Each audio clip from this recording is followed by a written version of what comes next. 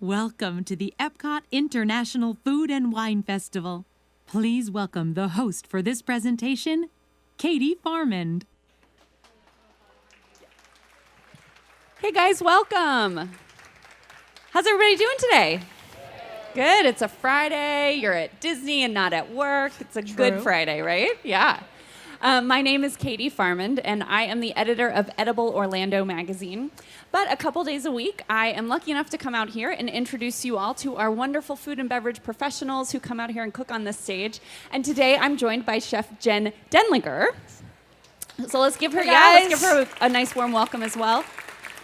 Chef Jen, as she is known by her friends and colleagues and some students, or Chef D, as she's known by her students, she is the culinary chair at Valencia College of the Poinciana campus. So she teaches every day the wonderful culinary students at Valencia College. She also has a great website. She's a wealth of knowledge. She does some writing for us at Edible Orlando, so she's very knowledgeable about local food and about being food waste. She has a program about avoiding food waste in the kitchen. So she's a wealth of knowledge and a real joy to be around. And today she's going to make us a beautiful skirt steak and some yucca fries. Is that right?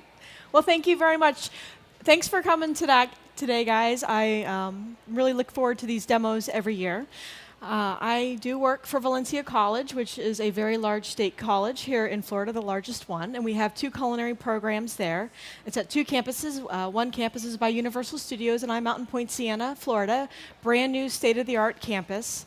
And we teach culinary management skills from anything that you want to know. And in my spare time, I do work with the farmers in the state of Florida. And I did put some flyers out on your tables. My webpage is floridachef.net, and where I spend a lot of times with the growers and the producers, learn about what they make, how it's important to us, and then usually I get some presents from them, and I turn them into recipes, which I give back to them. So it's just kind of this great symbiotic relationship that we have, and it's so much fun to get to know these guys. And I'm actually going to talk about one of our farmers today, because he did provide some of our produce that we're going to be using today. Awesome, love that. So today I'm going to make for you a coffee and thyme rubbed skirt steak with a corn and avocado salsa and fried yucca fries tossed in herb butter. Now, it sounds like a lot, but it's really not that hard to do. And I'm gonna walk you through all of it.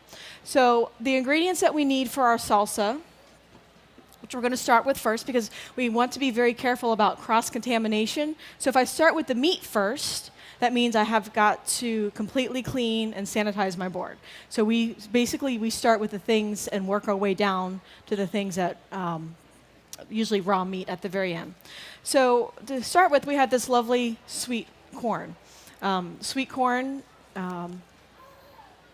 grows all over the state of Florida, and we call it sweet corn as opposed to just regular corn, because regular corn is usually feed corn, no sugar for the animals. And the sweet corn that's grown here in Central Florida is Zellwood sweet corn, and I know this is Zellwood sweet corn because you see how it's the candy, like candy corn pattern. It's white and yellow, and that's the way they particularly grow it. This comes from Hank Scott at Long and Scott Farms in Zellwood. I know him very dearly. We spend a lot of time there. Some great corn, and I'm really glad I picked up 2 pieces today for my demo because I want to show you something. So you see right here how this corn is kind of not so perfect. It's kind of dented in. Normally you would just toss it aside. I'll tell you how to prevent that growing in the stores, like if you can't peel your corn right away. So each ear of corn has rows of kernels, right? And then what you normally see coming out of the top is that tassel of silts, right? Well, those silts, each one of those silts represents 1 kernel of corn. So if you want a really full bush of ear, look for one that has a lot of silts on the top. And all those, that's the pollination system for the corn, so it's hollow. So if something happens to that, that's why we get something happened, obviously, on that 1 ear of corn. That's why I have a whole section right here that is now no longer good. Great tip. Yeah. And even if we can peel it in the store, we should still look for that because you don't want to, Correct. waste your time, right? Exactly. Has anybody ever been to Long and Scott Farms? And it's near Mount Dora. If you are local to the area, it is a fabulous day trip. They have a great farm store there, and during the fall they have the corn maze, which is Coming super soon. fun. Yes, Coming soon. It's super fun, and the family has been growing corn and cucumbers and all kinds of vegetables. They have a pick now, right? Strawberries and maybe blueberries. Depending, or something, so. depending on what else they have a small pick that happens in the spring. Usually, sometimes strawberry, sometimes even squash, whatever, everything. It's great. So if you haven't been and you're local, you could check out, or even if you're not local and you just need a day trip away from the beach or wherever you are. Correct. So if you've not ever taken kernels off a corn, this is how you do it. Now the problem with this though, see what it does? It goes everywhere. So we move it to a bowl. That way you're not spritzing your kitchen Right. too with those lovingly little droplets of corn juice. Exactly. Now, if you don't feel comfortable doing this, they do have this little contraption. I know my dad has one, and it has like a little blade, and you just kind of that works. You could also use frozen corn if you don't have fresh corn available to you. If you do this in not a corn season, that works as well. So we're just going to clean off the kernel of corn, just like this. Pretty easy so far. And so you said frozen corn. I think sometimes we're a little bit afraid to use frozen vegetables, but frozen corn is okay here. Yeah, it would work. Not the one with the sauce. Just get a regular one. Florida has two corn seasons, one in the spring and one in the fall. In the summer, it's too hot, so they do two batches. So if you try to get corn in the middle, it's either coming in from somebody from out of state, which is still okay, or you can always use the frozen. So we do have some heirloom tomatoes. This is actually an ugly tomato. They call it ugly because it's not perfect round, but I think it's still wonderful. How many of you are local to the area? Central Florida. Okay. And then maybe Midwest. I know there's a lot of really good corn in the Midwest. Yes. Okay. And does corn kind of grow everywhere, or where does corn grow? Corn grows pretty much everywhere. It's as long as it's not too wet, not too much moisture. My grandparents are in West Virginia, and I know there's really good corn in West Virginia, too. I don't know anybody from there, but maybe Ohio, that area, too. Yes. So you're just going to dice up your tomato. So tomatoes, unfortunately, most of the time the tomatoes that you get have already been picked way, way, way in advance, because you have to ship them unless you grow them yourself. And the best way to tell if your tomato is ripe is to look at the spot right near where the core is, right around in here, okay? Because when they ripen from this side down on the plant. And a lot of times your tomatoes are also put through a ethylene gas, so that way they get really red on the outside, but they're not so pretty on the inside. That's what happens when you buy tomatoes out of season. So just things to keep in mind for that. Now, what I have for you, though, is this lovely little beauty. You know what this is? What type of avocado? It is an avocado. This Not is- a Haas. Is that what you said? Not a Haas. Not That's a right. Haas. Good answer. Not a Haas. Yeah, so it's one of the varieties of Florida avocados, and when you go to the grocery store, you always see the little Haas avocados, and they're black and wrinkly, and then you see a great, usually green, shiny skin. Sometimes they're purple skin, depending on the variety. There's about 15 varieties of Florida avocados. I don't know all the names. I can just picture a couple of them. We're actually in an avocado crisis right now. We're feeling the effects of last year's Hurricane Irma. So they're a little bit hard to come by right now. To tell if your avocado is ripe, I just pulled out the little stem right here. Okay? So if it pulls off easily. Yeah, that's usually how you know.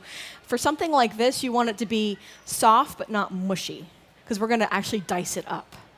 The difference between a Haas avocado and a Florida avocado is the amount of fat in the flesh. So Haas avocados are perfect for, like, guacamole, my opinion, guacamole. And I like these for salads and sandwiches and just eating. There's not as much fat in here, and the flavor, I think, is sweeter. And they're ripe when they're green, which is different than the Hass avocado, right? Yes. So they don't turn a color to know. So you kind of have to use your sense of feel, as you were saying. And with these Florida avocados, usually once you cut them in half, you can just peel them real easily. So if you decide that you're not going to use all of your avocado in one sitting, the best way to store it is you keep your pit in it, because it will help keep your pit in the avocado and put some plastic wrap on it. Even if it's the Hass avocado, it will keep it from turning brown as fast.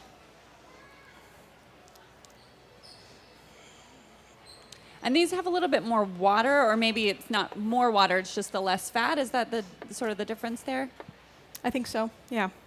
The texture's a little different. How many of you have ever had a Florida avocado? Okay, so you know, and if you don't, then you're going to try it in a minute, and then you'll know what we're talking about. They do. They grow pretty plentifully in Central Florida. I had 2 neighbors in my old neighborhood who both had trees, and we would, just say, hey, if you ever have too many, just let us know. Just let us know. Take I'll them come off your pick them hands. for you. Yeah. Yeah, that's how it goes. Now, are these like the Hass avocado where they won't ripen on the tree? Do you know if isn't that true about the Hass avocado? So avocados don't ripen on the tree. They will only ripen when they're off the tree. So the same thing with this. You have to pick them and then let them rest for a couple days. All right, so right now I've got the corn, the tomatoes, and the avocados, and I'm going to add some fresh herbs. We got some dill. I think dill and corn are this like perfect match. Yes. I love that. So if you don't know what dill tastes like, and actually I'll put some up here, and you guys can, if you don't know, you can come smell it and taste it later. It's a little anise, a little herb. Maybe you've had it with fish. It's commonly paired with fish some.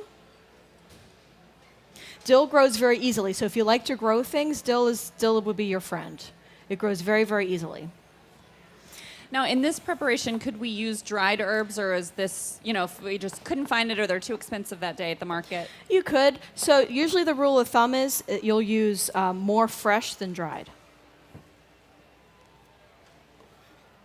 So maybe half the amount of... Yeah. And I have some lime juice here. You can use lime juice from a bottle. You can use fresh squeezed lime juice. I think key lime juice would be the best in this one right here. All right, so we're going to add a little bit of lime juice to this. And of course, we always want some salt and pepper. This definitely tastes better the next day, 100%. So what you're eating today, we prepped the salsa yesterday. We added the avocados today. World of difference. So if you can, I would prep your salsa a little bit in advance. A little bit of salt and pepper, and then of course a little bit of olive oil to bring it all together. This is extra virgin olive oil, but if you don't have that, any regular based olive oil, flavored oil like a hazelnut oil would be great in this as well.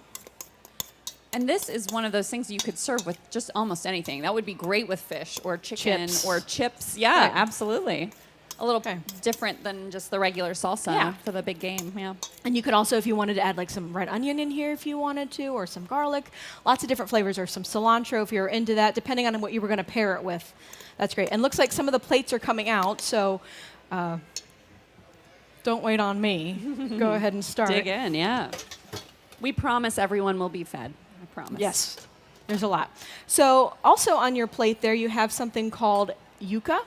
It's also called cassava or manioc. So they use yucca to make tapioca. Have you ever heard of tapioca? It came from the same root. Great big roots that are a little difficult to peel. So you can also buy, depending on where you shop, you can usually buy frozen yucca. Great. I would recommend that highly. It save you a lot of time. But it's very starchy. Grows a lot in the Caribbean. We grow a lot of it here in Florida. It will eventually, actually it doesn't turn brown, it turns pink. When how potatoes oxidize, this one will actually turn pink. So we're gonna make some fries with that. But to go with our fries, we need to make a little bit of herb butter. I really like the idea of tossing fried yucca in butter. Yeah. I love that. Okay, so we have just some unsalted butter. And if you don't have butter, you could probably try this with some of your butter alternatives, if you need to. So some soft butter that was at room temperature. And to this, we're going to add some chopped garlic. And your pre-chopped garlic is fine. It's perfectly acceptable. We have parsley, lots of parsley. A little bit of dill to help carry the flavors throughout the dish. Now, for me, I make herb butter and I keep it in the freezer because I like it on my corn. Ooh, yeah. Or pasta, and it's always available. So I'll make a bigger batch of butter, and then I'll put it in little containers, and I'll freeze it, and I can just pop it out and put it on my pasta. And it's a good way if you have an excess of a lot of herbs to kind of set those aside instead of throwing them away. Put them into something, and then you can freeze them. That's a great idea. Have a little bit of lime juice as well. Lime and yucca are classic pairings together. These are a lot of sort of Latin flavors too. I like the parsley, the garlic, the lime, kind of that almost like the mojo like seasoning. So works All nicely, right. I bet. What do you guys think so far? Yeah? All right. Okay. And because I started with unsalted butter, I'm going to add a little bit of salt. So the reason why we usually use unsalted butter, because then we can control the amount of salt that we put in there. Because you can always add, you can never take away. So if you start with something that's not seasoned, then you can add your seasoning to it. And if you don't want salt in it, don't put salt in it. It's fine. It's okay. But salt really is one of those things that kind of takes food to the next level. So if you're tasting something and it's just missing something, it's usually salt. I mean, a lot of times, it's one of those things that we Salt or acid. Yep. Yes, yeah. And I heard this really interesting. I'm going to get off on an aside really quick, but I heard an interview with a cardiologist who said it's almost impossible to oversalt your food at home. All the sodium that we're getting is like the processed foods and the restaurant food. So at home, like, don't be afraid of your salt shaker because it really can kind of take your cooking up to the next level. Okay, so we're going to set that aside. We're going to do that next. And the last component on your dish is the skirt steak. Yum. And I see a few more plates have made it out, so that's good. Now, you're going to use coffee here. Yes. So is that a sort of, where did you get the inspiration for that? Tastes sounded good. Actually, now they've figured out how to start growing coffee in Florida as one of our crops. So with the devastating effects of citrus greening, a lot of our fields are being lost to greening, which is a blight that basically sucks the life out of a citrus plant. They have not yet found a cure for it. They're working on it. So so now we have Florida peaches. This is relatively new in the past 5 years, and they've developed a peach for the specific chill hours, the cold weather in Florida. So they've done the same thing with coffee. Now they're starting to find some coffee varieties that we can grow in Florida, that they're trying to help them recoup from losing all their citrus, okay? Let me get this off the board real quick. So coffee has kind of some of those characteristics that we think about when we're seasoning steak, though. It's a little smoky sometimes, has a little bit of the, I don't want to say bitter like it's a bad thing, but it's kind of got that good sort of bracing quality that's nice. It's very earthy. Yeah, earthy, that's a better one, yeah. So the rub was very easy for this. I have espresso powder, is what I use. You could probably do the same thing with, like, if you had leftover coffee, and just use that up if you don't have the espresso powder to go with. So it'd be more like a marinade, maybe with our leftover coffee. Love that. Okay. Again, going back to the no waste in the kitchen. I know that's something that's very near and dear to you. Okay. And then brown sugar. And the point of the brown sugar is to half offset the bitterness of the coffee, but the sugar enables the caramelization. So if we put a little bit of sugar in there, we're not trying to make it super sweet, but that little bit of brown sugar will help you get that nice crispy crust on the outside. It's the best part of a good steak. Of course, a little bit of salt and pepper. And I have some fresh thyme, which I'm going to show you what that looks like. You could use dried thyme if you wanted to. This is thyme. It's spelled Thyme. We use this. This is the backbone of herbs in a culinary kitchen. It's very French. It goes into pretty much everything. So if you're allergic to thyme, sorry. Just so you know, it goes into all our stocks and all our sauces and all our soups. It's in the same family as rosemary. That's not a pretty piece. You can buy it dried. Dried would work in this as well. But I do find that dried thyme loses its punch very quickly. So just keep that in mind. And I didn't do anything special to get this ready. You can't really eat the stems. So if you were something you were going to eat, you just strip it like this. But in this case, since we're just going to rub it on there and pull it out, that's okay. But if you were going to make a pasta dish or mix it into something, you're going to definitely want to get rid of the big stems and just use these little tiny leaves. Okay. And then do you chop? I've just picked up the knife, so I guess I'm answering my own question. But you'll chop the thyme, even though the leaves are pretty tiny, but it kind of helps the oils kind of come out a little bit? Yep, it helps the oil.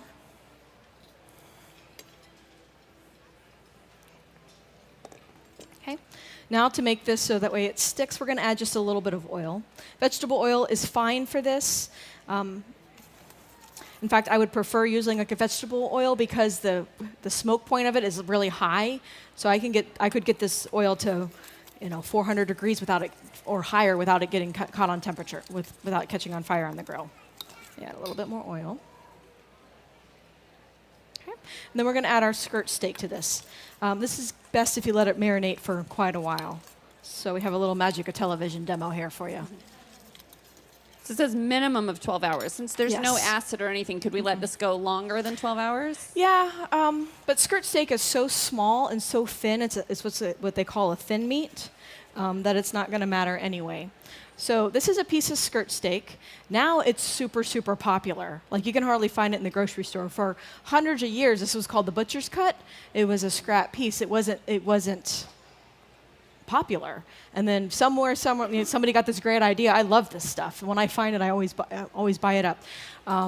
If I was a cow and I was on all four legs, it's the piece. It's real close to where the brisket is. It comes down right around the stomach. That's why it's so thin. And here you can see the striations of the muscle. So it's very strong because of where it's located on the body.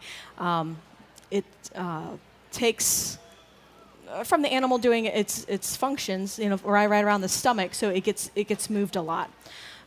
They're long pieces. Like the pieces that you guys started with, they were about 2 or 3 feet long, and then we cut them up, and so they were manageable for our grill here. And so the grain runs this way. When we go to slice it, we slice it usually against the grain, and that keeps it from being so tough. And it's nicely marbled, too, so it's super flavorful. It's one of those really flavorful cuts. Right. Okay. And so if we couldn't find skirt steak that day at the market, do you have another cut that would be a good substitute? Flank steak would work.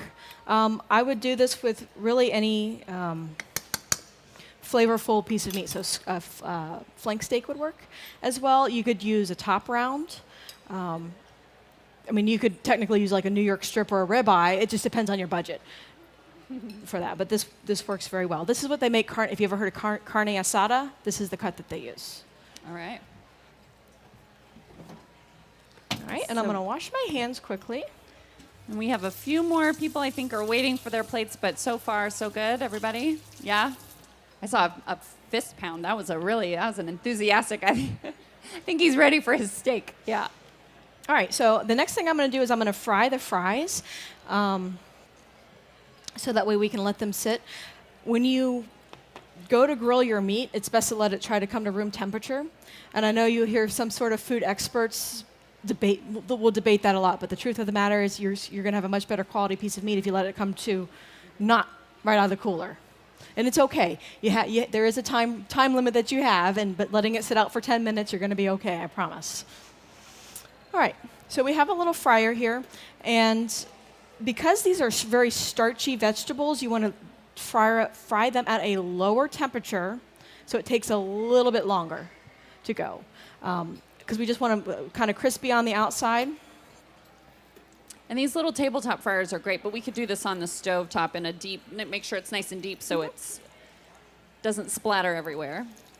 Hey, and if you bought your Yucca fries frozen in the grocery store and just popped them in the oven for a couple minutes, I would never tell anybody.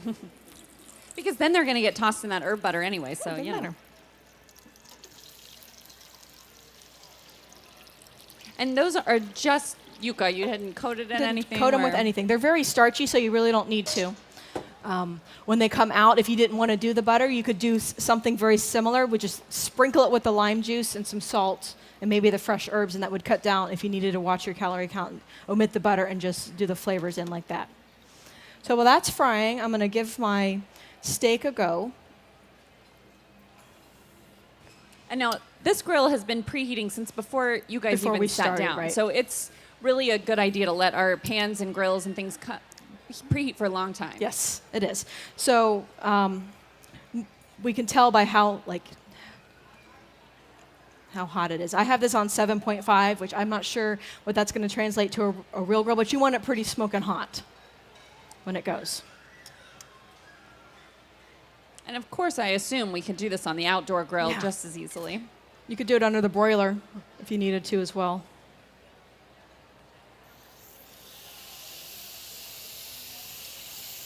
That looks so good. And you can tell it's kind of really soaked in that good marinade. It's got a nice, like you said, you can tell it'll have a nice crust there from a little bit of the sweetness and the coffee. So most of the time I like my steak around medium rare. Sometimes medium, depending on the cut. You guys know how we know? How do we know? Like in restaurants we don't grill one piece of steak. We have grills. I've worked grills that were like this. It was challenging because you didn't have one steak. You had 14 cuts of steak, and each one was a different cut. It takes a lot of them. So we don't at home. It's okay. Sometimes you cut it open. You kind of do a little peekaboo on the inside. Well, we can't do that in a restaurant. We can't work the meat like that. And then also once you cut it open, you've broken the seal. So now all that wonderful juice on the inside comes out. So there's a couple tricks that I teach my students, and you have to figure it out for yourself. Like I can just give you some ideas, and then you can do it. So one way, make the okay sign, but don't press. Just barely touch them. If you feel right here, that's rare. You feel that texture? Next finger, medium rare, medium well, and then if you take my pinky and my thumb and you press them together, that's well done. That's one way. I've had people show me, like, you do your ears, your face, but when you're working in the kitchen, you can't be like touching your face.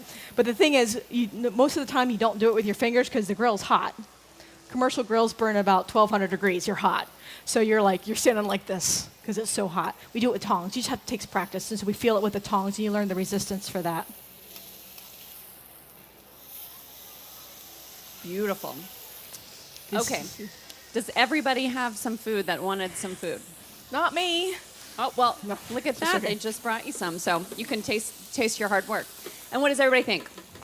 It's good. Delicious. Good. Yeah. How about any questions this far? So the good thing about this is that you can prepare most of this in advance. Like if you're busy, you're working, you can get your meat marinated, put it in a zippy bag. You can probably put the marinade on it, put it in a zippy bag, and put it in the freezer, and then pull it out later in the week. The salsa, you can do everything but the avocados in advance. And the fries, especially if you buy them already pre-cut and frozen, then you can do that and do them in the butter at the last minute. Butter can be made in advance. And frozen, like I said, usually I keep some sort of herb butter for vegetables, for pasta, and I can just whip it together really fast. I love the salsa. The corn, I think most of us probably are used to cooking corn, just as a rule, but I like that super crunchy, crispy, fresh texture in there. It's really nice.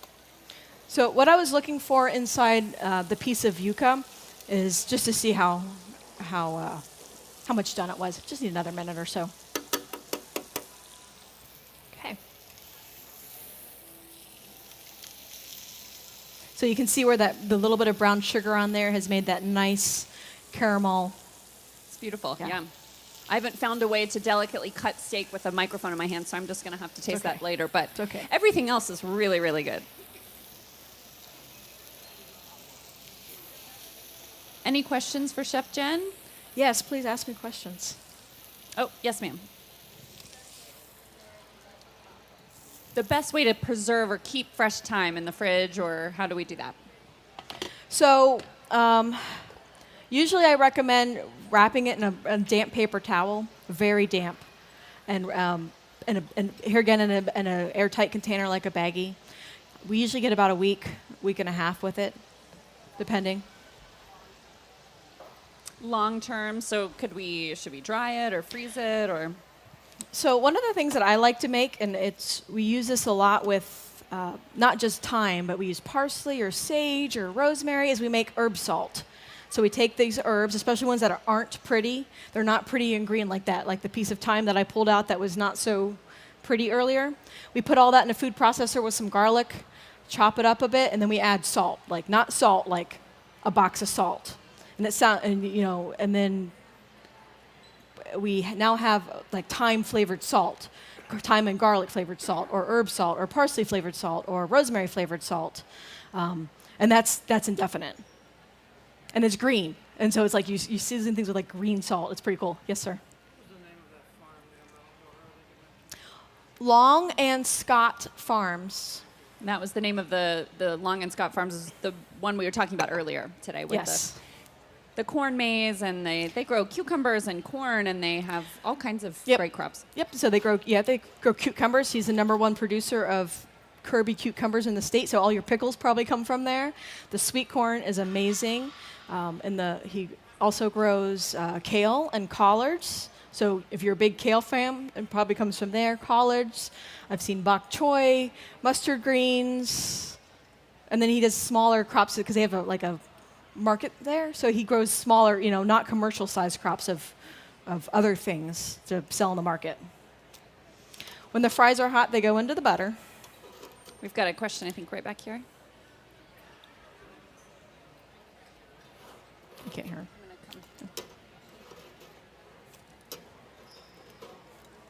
Yeah, why not? Yeah.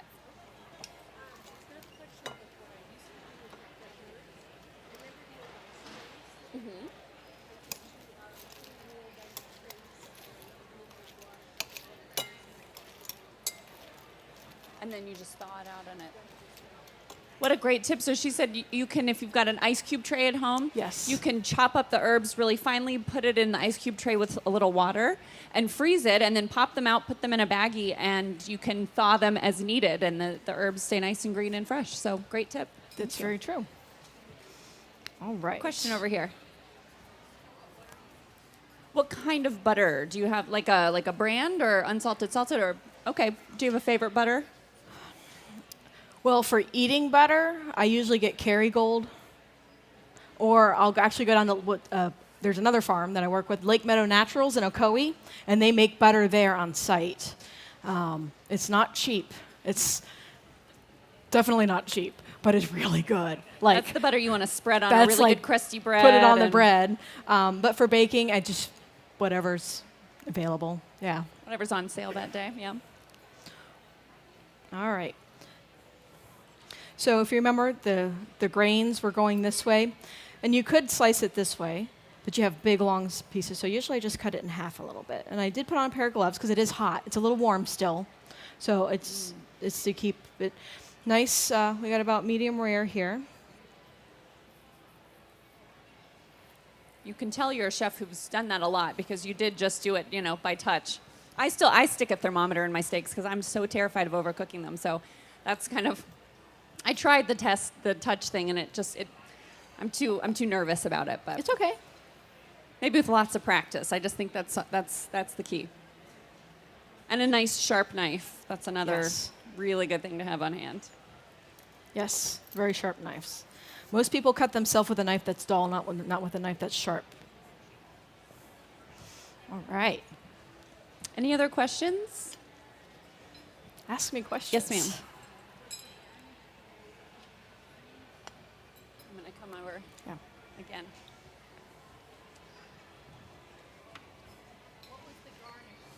What was the garnish? Okay. So these are, we call them microgreens. And it's like the chef's favorite thing ever. They're basically baby lettuces of different kinds.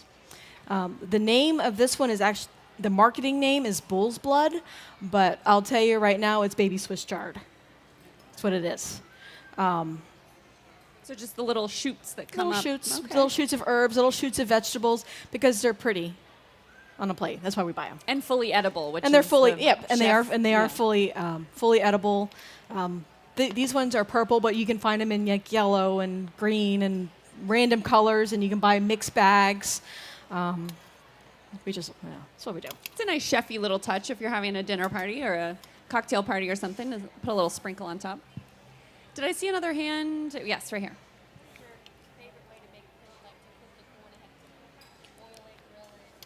What's your favorite way to cook corn?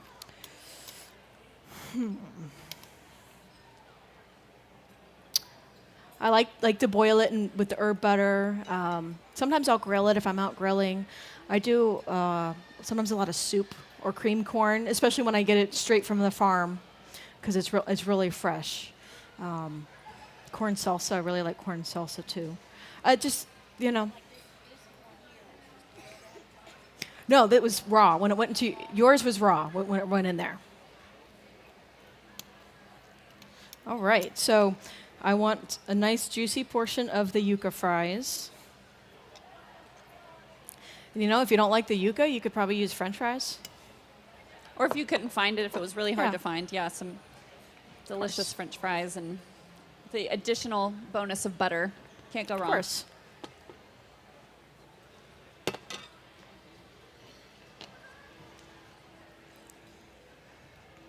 Okay. And this would be a fun one to do to kind of, it's like a play on steak and fries, like the sort of classic French. So it would be fun to do with. Play on steak frites, yeah. Yeah, with friends over and kind of surprise them. So you're making a steak dinner, but it's this sort of new twist. It's kind of a fun way to bring home what you learned at the Food and Wine Festival, right? Yeah. And if I was going to pair this with something, I would probably pair a Riesling or a sparkling wine. Something with a little acidity to cut through all the fat, richness. yes. Yeah. Okay. Very nice. Any other questions? Yes, sir. Yeah. Can we bid on the extra portions? No, you're going to have to go home and make it yourself. Yeah. Yes, ma'am.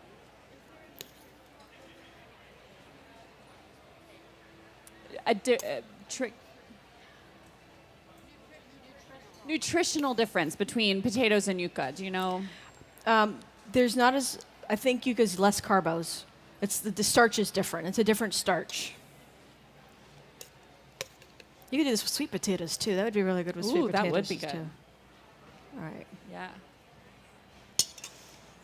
Any other questions? I think you did a great job. It's because you're a teacher. Yeah. Yeah. Big round of applause. That was delicious.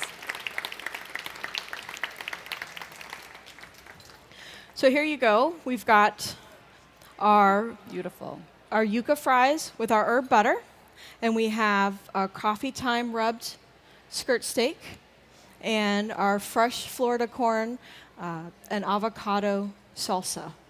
Pretty easy, right? You guys can do this. Thank you guys so much for coming out. I hope you enjoy the rest of your day here at EPCOT Food and Wine Festival. Thanks, guys. And how about another round of applause for our wonderful front of the house who sat you and served you and worked so hard.